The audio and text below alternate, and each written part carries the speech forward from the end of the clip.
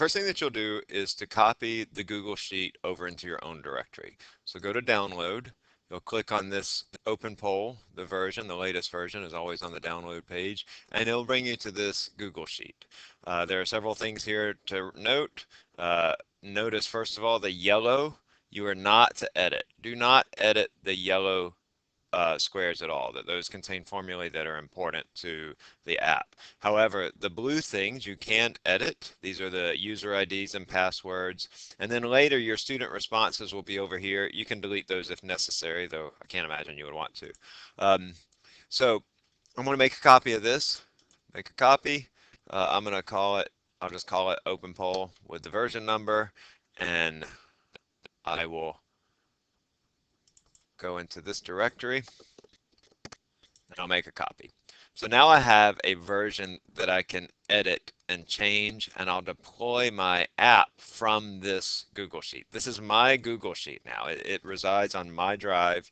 It has access, or it will have access to my sheet, this particular Google Sheet. The first thing that I want to do is to change my user IDs. I'm just going to keep teacher and this password. You actually don't have a user ID, you just have a password, but each of your students will have a user ID and a password. I try to keep this as simple as possible. I use my students' we call it the SIS ID. It's the ID that they use to log on to their campus learning LMS or their campus system. So I keep that so that it's really simple. Or you can just use the prefix to their email, just leave off the @ thing.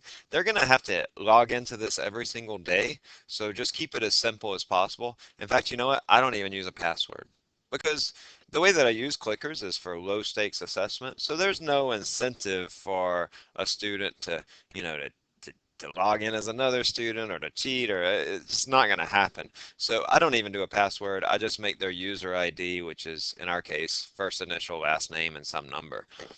So I'm going to do that. I'll just make another one. Let's see, Harold Rodrigue 67 or 54. Okay, so those are my user IDs. I have 3 students now in this class, and the teacher has a password of ABC. That's it. So this is going to be the sheet that will contain all the information for your class going forward.